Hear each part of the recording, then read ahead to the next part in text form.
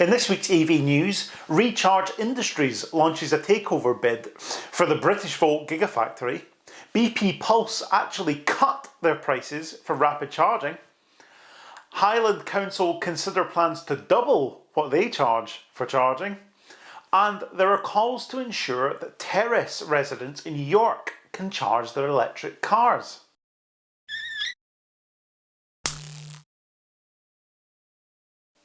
Welcome back to February's first EV news. If you missed January's videos, I've compiled them all into one massive long video for your viewing pleasure, and there's a link to that in the description if you'd like to check that out and catch up.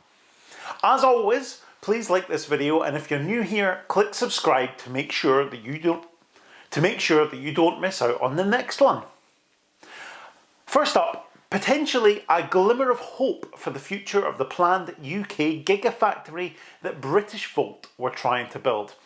As reported in a previous video, Britishvolt sadly collapsed into administration after running out of money before they were able to access the government funding that they'd secured dependent on hitting certain construction milestones. Recharge Industries, an Australian battery technology startup, have made a preliminary bid for Britishvolt. Founded last year, they're building Australia's first large-scale battery production facility, located in Avalon, Victoria. The company has already secured the required equipment for the first 2 gigawatt hours of annual battery cell production, which will begin in 2024. This capacity will be increased to 6 gigawatt hours annually by 2025, with ambitions to ramp that up to 30 gigawatt hours annually by 2028. So they're not messing around. Of course, if they are successful in their bid for Britishvolt, the plan will be to deliver something very similar here in the UK, positioning the Northumberland site as a hub for EV battery production.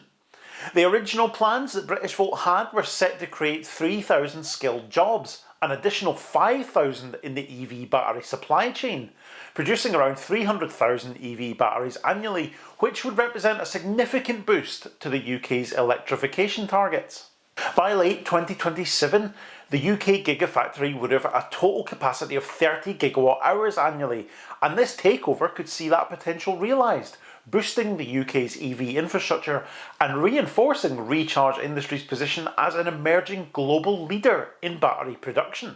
Ambitious plans indeed, and I do hope that the Britishvolt dream can be kept alive. It certainly sounds like this incumbent has made a little bit more progress over in Australia than Britishvolt had managed over here, so hopefully that could be a good sign that they're well placed to actually deliver on those ambitious plans here in the UK. Time will tell, but it's very good news indeed to hear that the dream isn't completely dead. Let me know what you think in the comments. Do you think that Britishvolt's dream could be realised, and do you think that Recharge Industries are the right company to go ahead and do that? I'd be very interested to hear what you think. Next up, some quite unbelievable news that many said would never happen. BP Pulse, everyone's favourite EV charging network, have announced that they are actually cutting prices for the use of their rapid chargers. It's been a tough time recently for public charging, with price rises pretty much across the board, and they're being announced far more often than you might expect. Of course, this is strongly linked to the turbulent wholesale energy markets, where we've all been getting absolutely hammered, but businesses arguably even more so than domestic customers. BP have reduced the price of their ultra rapid charging to 69 pence per kilowatt hour for contactless or guest users and 55 pence for subscribers, thanks to the savings they're making on their wholesale costs because of the government's Energy Bills Relief Scheme. They're the first operator that have made direct reference to this when communicating the price changes to us, so I do wonder if we will see further price drop communications from other charging operators as time goes on. Osprey, of course, reduced their prices from that headline-grabbing £1 per kilowatt hour to 79 pence, but that's definitely still on the high side, so I do wonder if we'll see a little bit of competition-led price pressure from announcements like this from BP spreading to other operators. Of course, you might struggle to find a working BP Pulse rapid charger to take advantage of these new rates, but that's a different story entirely. It would be great if we were seeing rates start to come down across the board, but I'm not exactly holding my breath for that at the moment. Things are very tough, and it will be interesting to see where that goes. Speaking of charging rates coming down, well, Highland Council are considering doing the exact opposite, as they consider a plan to double the cost of electric vehicle charging on their chargers on the Charge Place Scotland network.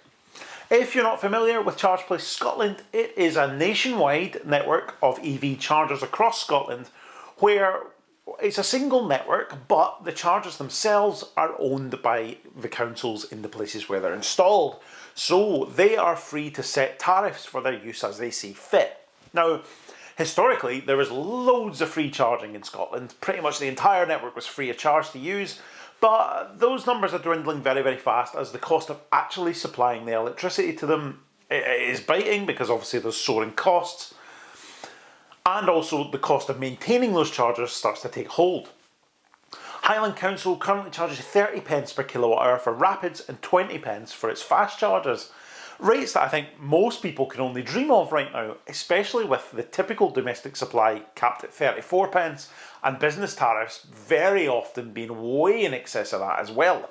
It will be no surprise whatsoever then to hear that Highland Council have said that this rate is not sustainable, asking councillors to agree to more than double the price. They're proposing 70 pence per kilowatt hour for rapids and 35 pence for fast chargers in order to both cover its costs and retain £120,000 a year to make repairs to the charging network that's under its control. I'm sure that these plans will be deeply unpopular, right? Nobody likes paying more for charging, obviously. But you've got to question really whether it's right for a council to carry on operating a network at a loss. I'm sure many of the council taxpayers in the Highland Council region would be absolutely horrified to hear that they're essentially subsidising EV drivers charging through their council tax. I don't think that's on really, and I don't think it can continue no matter how much you want it to. Until recently, Transport Scotland, the central government agency, covered the cost of repairs and maintenance, but this agreement is coming to an end, leaving individual councils with the responsibility to pick up the tab for maintenance and repairs. On top of that, Highland Council's annual electricity bill for its EV chargers has increased by 160% by 2020, and I'm sure that's no surprise to anybody.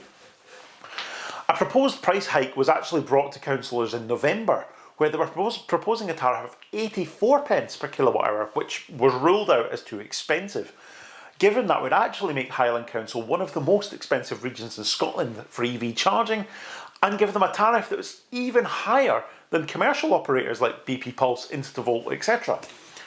A move that opposition councillors said would deter motorists from switching to electric vehicles. And I agree with them, but I think there's a fine balance that needs to be met when you're setting these tariffs. I don't think anybody wants their local council to have a massive deficit due to running charging at a massive loss, but pricing it to the point it's out of the league of commercial operators seems like it's going far too far the other way, if you ask me, because that just shouldn't need to be the case. The likes of Instavolt are out to make profit from providing charging. A council shouldn't be. This new proposed 70 pence rate is off the back of securing some more funding from Transport Scotland. So it does make me wonder how bad the commercials are here, if it can only be viable at 70 pence with some more central government funding. It makes for grim reading indeed, and it's one I'm sure you'll be very keen to share your opinions on in the comments, so do let me know exactly what you think of these measures. Moving away from price rises for our final story this week to one that seems all too familiar. Councillors in York have said that more needs to be done to ensure people living in terraced housing can charge electric vehicles. I don't know where have we heard that before. It's one of the most common complaints, isn't it? City of York Council describes itself as a pioneer in providing public EV charging infrastructure. Councillor Dave Taylor has accused them of being negative about the needs of residents living in the city's 15,000 terraced houses. Along with councillors Christian Vassy and Pete Kilbane, he has argued that too much focus has been put on the city's hyper hubs, and these are facilities located at Monk's Cross and at Poppleton Bar park and ride sites, sort of typical charging hub type arrangements. Mr Kilbane told the council meeting what people need is somewhere that they can trickle charge their car overnight. Council officers have said that their aim was to provide charge points within a 10-minute walk for significant areas of properties without off-street parking. Shunning the installation of on-street charging. shunning the installation of on-street charging infrastructure, saying that it's not possible, while saying that allowing residents to charge vehicles directly from their homes is not safe due to the risk posed by cables trailing across pavements and all those kind of concerns. Mr. Taylor said, "I am concerned that if we don't do anything to serve the residents in the terrace streets, they won't buy electric vehicles. But if they do, they'll resort to running cables across the pavement." James Gilchrist, Director of Environmental Transport and Planning, said the council was monitoring trials elsewhere to see how they fared. Now, one such trial is that of cable gullies in Oxford, which I think an awful lot of councils right now are keeping a very close eye on to see how that works out. All in all, I don't quite know what to make of this.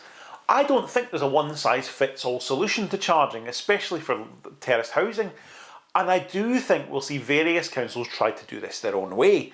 Let's be honest, you can point out problems with cable gullies, with lamppost chargers, with charging hubs in locations that are within walking distance, and any other type of solution you can think of that isn't, charging on your own driveway.